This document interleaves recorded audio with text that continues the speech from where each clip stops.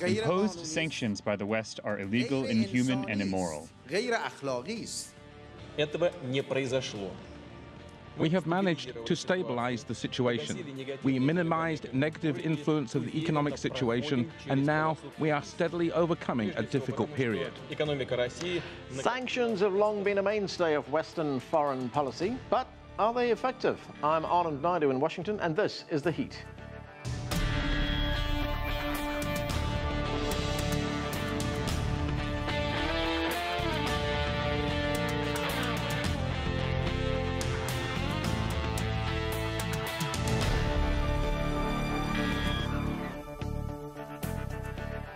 The European Union is extending sanctions against Russia.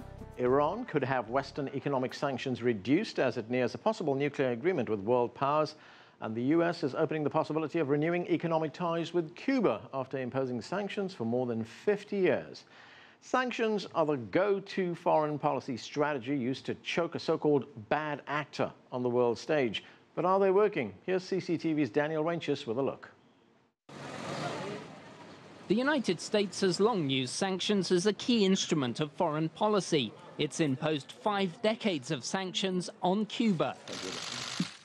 US President Barack Obama is now moving quickly to normalize ties with Cuba, which were severed back in 1961, acknowledging that isolation simply hasn't worked.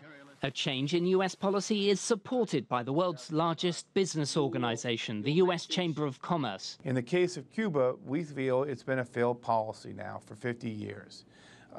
There is no question that other countries are engaging Cuba, the Europeans, the Russians, the Chinese. Cuba is 90 miles off the shore of the United States. It's time to change. The US Chamber of Commerce says the strategy of imposing sanctions on countries without international coordination doesn't work. The organization does support coordinated sanctions on Russia, designed to persuade Moscow to change its policy on Ukraine. Certainly our government is watching, as is Europe, to decide whether President Putin, by the end of the year, has come into conformity with the Minsk Accords. But the business community is still very much engaged with Russia. And there are still many companies selling into Russia.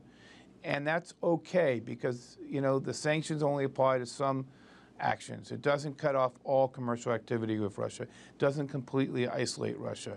Again, this is about proportionality.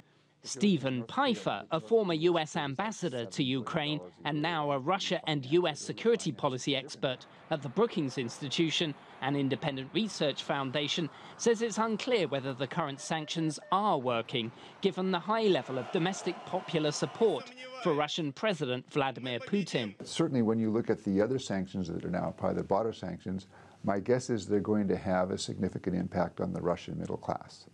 And that's kind of a conundrum for us because, you know, in the longer term, it seems to me the group that's going to have the most influence in terms of moving Russia from its current situation to something that would look more like a liberal democratic state, that's going to be driven by the middle class. So there's a conflict here between the short-term interest of the sanctions and then our longer-term interest in seeing that middle class develop. Pfeiffer says sanctions that restrict Russia's access to advanced oil-filled machinery and prevents joint energy extraction ventures are likely to have the biggest impact on the Kremlin's decision-making. He says sanctions on Iran's energy sector appear to be having a dramatic impact. It does seem to me that the economic sanctions, particularly the sanctions on purchasing oil and energy from Iran, which basically reduced Iranian exports by about 50% between 2012 and 2013, they had an impact, and I think that has been a factor in bringing Iran to a more serious approach in dealing with the international community's concerns about their nuclear program. Since most US sanctions involving Iran were issued by executive order, the White House says it's willing to unravel those if the nuclear deal with world powers is struck. But sanctions legislation passed by the US Congress is likely to be unraveled much more slowly. Regardless, US business leaders are closely examining potential opportunities in Iran. Of course, we're taking note of the potential, and we will watch carefully to see how these negotiations play out. Have you compiled a team ready to go if things do roll back, or at least a team that's looking at potential opportunities? We look at every market. Iran is no different in that context. When sanctions are agreed to by broad international consensus, economists say they're more likely to have an impact, since it's harder for those sanctioned nations to seek alternative business ventures. Experts here generally agree that the ability of sanctions to work generally depends on the context in which they're negotiated, imposed and managed, and that there are no guarantees of success. Daniel Ryntjes, CCTV, Washington.